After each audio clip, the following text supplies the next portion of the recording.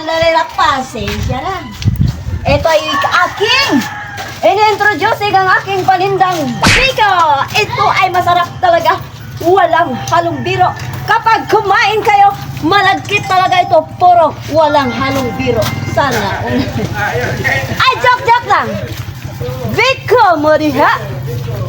Bibili ba kayo ng tenderang daldalera? Nandito na yung matatagpuan sa barangay Kawayan Lata-Lata sa daan. Joke. Biko mo diha. Biko! Are ang tenderang daldalera, pasensya na. Kung nagigising kayo sa tindera sa kadadaldal ng pa-introducing ng kanyang paninda. Uwi na ba ako? Naol. Biko mo diha. Ito, kompleto, Ricardo. Binibidyo daw ako sapagkat ito ang bikong masarap talaga. Walang kulang. Sana may labis pa ba? Sake, biko! 10 piso lang. Ito ang suking hindi tinatanggihan ang paninda kong biko. Malagkit talaga ito.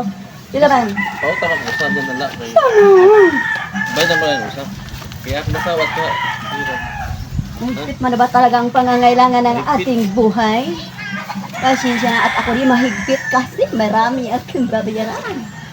Ganito talaga kahirap ang buhay kapag hindi ka kumayod. Hindi ka makakakita ng piso magsimula, kaya nagiging 10 piso ang paninda ko.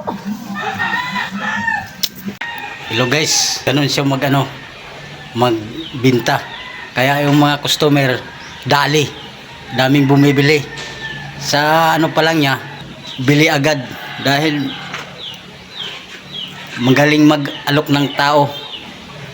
Hello guys, dito na lang, paki-follow and share. Salamat.